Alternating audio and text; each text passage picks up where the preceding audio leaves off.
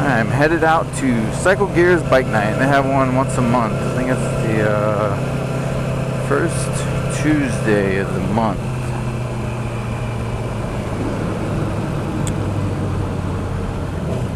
It's out in Norfolk. It's not a bad little ride. It's all interstate, but you know, I mean, it could take side roads, but it's not anywhere. No. Worth taking the side roads. Just cruise up on the interstate.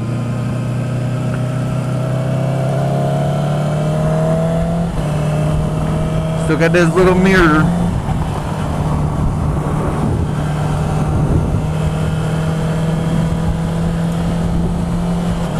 So there's something I did want to talk about with people selling bikes, and I always see like the number one thing I guess that really gets to me is people are selling bikes, and I always see them like gearing change so mileage is less. That's not. They're like it's not even close, or it's much less. It's like, you know, it's not how that works. It's not how gearing works. Okay, so if you went down one in the front, that's roughly equivalent to going up 3 teeth in the rear. So every tooth up in the rear is roughly about 2% error, maybe like 2.3 or 2.2, something like that. It's not quite 3%, but it's a little more than 2%. So typically, and then you have a standard error from factory, can be up to 3% off usually. Most bikes aren't exactly dead on, but you have everybody's like, oh, I changed the gearing, so the mileage is way off. It's not way off. It's not how that works. It's not how that works at all. How any of this works. The mileage would be 10% off if you went down one, up 2 teeth in the rear. Then the mileage would roughly be 10% off from the time that you changed the gearing.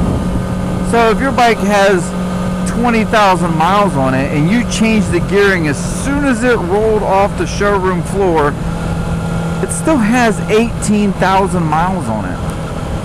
It's not way off.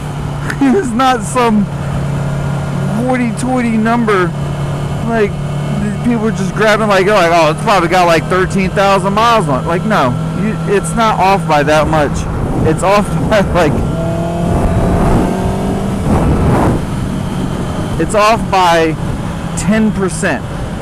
So for every 100 miles, it's 10 miles off. That's not, you're still getting the majority of the miles on your bike. It's not some like, oh, well, like I'm only getting like half the miles. It's like, no, that's not.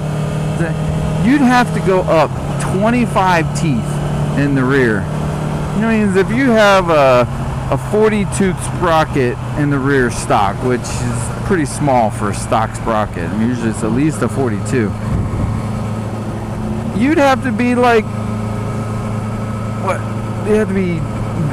You go down maybe 2 in the front, so that would give you 6. And so you'd have to go up 19 teeth in the rear, roughly, maybe 17, in order to make it 50% off. Yeah, for the time. I mean, that's a ridiculous amount. You're talking about like a stunt bike. At that point, it's a 62 sprocket in the back. You know, just ridiculous. It's just not. It's not how it works, and I don't know. It's so annoying. So it's like, dude, do you motorcycle? Do you motorcycle at all? Because that's not how motorcycles work. Just magically change the mileage, that drastically. Most people, they don't even change the miles until like the first set of sprockets is done, or the chain. And so, you usually have 10,000 miles out of the first set, so they don't even change it till 10,000 miles. So if they change it at 10,000 miles, then that means at 10% off. That's if they go down one up 2. At 10% off, then they're running 1,000 miles less than what's on the bike. You know, and most people, it's just, I don't know. You're not going to have that many miles difference, you know, by just changing the gearing on the bike. It's just not how it works. And I guess it's like one of those, this really chaps my ass, you know. But man, it's just the stuff I see with people, you know. And another thing is like chain maintenance for people to make it that far with their special gearing, their magic gearing. You know, as I said before on the other videos, I work on bikes, you know, on the side. It's kind of thing I do it, and I enjoy it. You know, I rebuild the bikes that I have, and you know, do fork seals and chain and sprockets, tire changes. You know, basic quick stuff just to get people rolling. You know, if anything more intricate, like inside the motor, valve jobs, stuff like that, I'll do them on my own bike, but I don't do them on other people's bikes. So, you know, I do a lot of the work. But so that being said, I see a lot of bikes that come by, and man, the neglect to these motorcycles is criminal. It's criminal. People just don't adjust their chain. It comes out and the chain's just like drooping, and it's just like, dude, like this chains are dangerous. People are trying to do wheelies on them, and they want to do 150, 160 miles an hour, and it's like, yeah, you haven't put oil in this chain in the last 3 months. You know, that's probably, you know, being generous.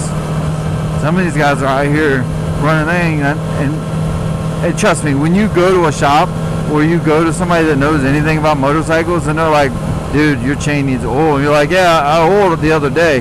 No, you didn't. I know you didn't. And anybody else that has half a brain cell's knowledge worth of motorcycles knows that you didn't. You can look at it. If your chain is rusting and it has like an orange hue to it because of all the rust, I know that you didn't oil it the other day. It just didn't happen. You probably haven't oiled it the other year, if that. So I mean, and manufacturer calls for like 500 miles. You know, most of the places, like every 500 miles, you should lubricate your chain. I still think that's a little much, especially if inclement weather, like if you're riding in the wet or the rain, or after it's rained, or even if the bike is just sitting there and it rained on the bike, you still need to lubricate the chain. And I tell people, if it's in a garage, if you're in a garage, that's where you store your bike, every third tank of gas, every 3 tanks of gas, you need to lubricate your chain. Okay? The chain's already got grease in it. All you're doing is you're lubricating the seals to help maintain the grease that's in the chain. So it's kind of like a sealed like hub on a car. The hub has got the grease in it, but you seal the outside of the hub in order to keep the grease in there. Now this is lovely traffic, man. Look at all this traffic. This is great. I love it. It's like Christmas. You see all the Christmas lights up there? It's like Christmas. Who doesn't like Christmas? Oh, I love Christmas. Everybody likes Christmas, right? Actually, I got kids. Christmas is stressful. I got kids, man. You know, you're buying Christmas gifts for you and your whole family, and then your kids, and then you know your friends' kids, and your family's kids, your nephews, and brothers and sisters. It's like, geez, I think I'm all tapped out. I go broke at Christmas time. So stressful. So anyways, so there's my ADD. My ADD kicks in, and here it is, freaking September. I'm just like, it looks like Christmas because I saw brake lights. See, this is how my brain works. Everybody's like, it's a life in the brain of rich. And like, yeah, a day in the brain of rich is stressful too. I'm so scatterbrained, I'm all over the place. So anyways, So during the tank of gas, most bikes get between 100 to 140 miles to the gallon, or to a tank. 100 to 140 miles to a tank. So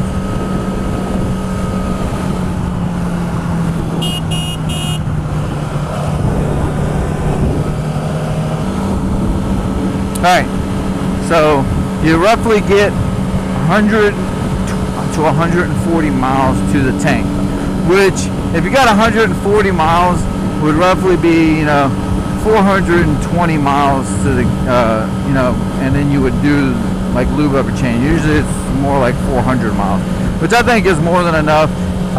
If you stay on top of it, it's really easy to remember. So every 3 tanks of gas, you lube up your chain. Every 3 times that you lube up your chain, you spray it down with some WD-40, wipe all the grit and grime off, use a little fingernail brush, wipe the excess off, and then you re-lube it. And if you do that religiously, it only takes, a couple minutes each time. You throw it up there, you spin it. As you're spinning it, you spray some lube on there. If it rains, as soon as you get home, you throw it on the stand, you spray some lube. If you don't have a stand, just spray what you can see, roll it forward, like a foot, 2 foot, spray it again. You don't have to have it stand in order to lubricate your chain. It makes it a lot easier, but it still only takes a couple minutes. But then you want to get all that grime and grit that you pick up off the roadways and everything like that, and you want to get that off. And then after that, then you can reapply lube. Don't forget to reapply lube. So every 3rd time you clean the chain off, clean all the old lube off and the grit and the grime that you've gotten off the roadways and maybe from water and stuff kicking up, and then you reapply the lube. I use WD-40 to clean. It cleans great. I use WD-40 to clean my rims. I use WD-40 to clean the chain. It really cleans. It knocks a lot of stuff down. It's real easy, and it doesn't hurt anything. Then the lubricant that I use chain wax.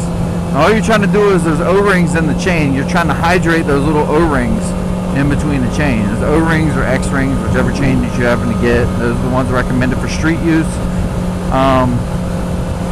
But you just have to hydrate those little rings to help keep the grease inside of the chain, and that's all you're really doing. So you don't want those to get dried out. So it's not like you have to coat every inch of the chain. Oh man, the driver's such an idiot. Like, how much time did he save doing that? So retarded. Such a dumbass. How much time did he save by, cutting off these cars instead of just getting behind us where there's, no cars behind us? Like, you gotta go up there, see as far forward as you can get, and then jump in front of people so that you take away their braking distance and shit, and just drives like a douchebag.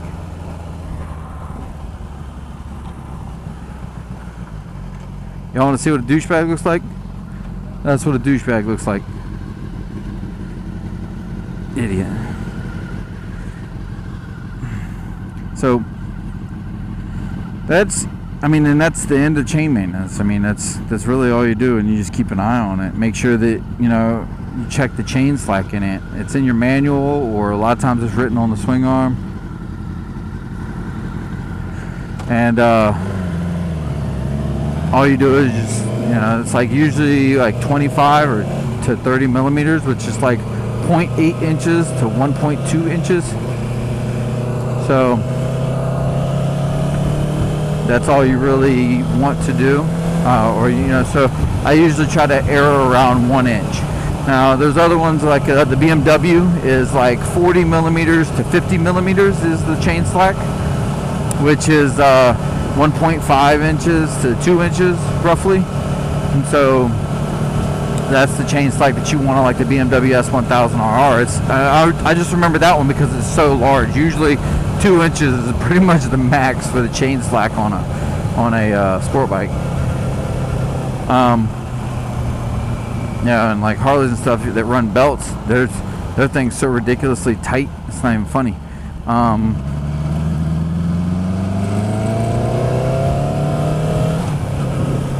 But I mean, as long as you keep your chain in spec, you keep it clean and lubricated, the chain will last you 10, 12, 13,000 miles easy.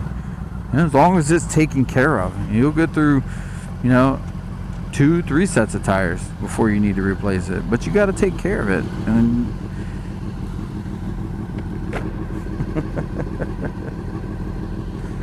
so it's like I'm developing or doing an orchestra. I'm talking, using my hands. So we're about to arrive up here at this cycle gear bike night.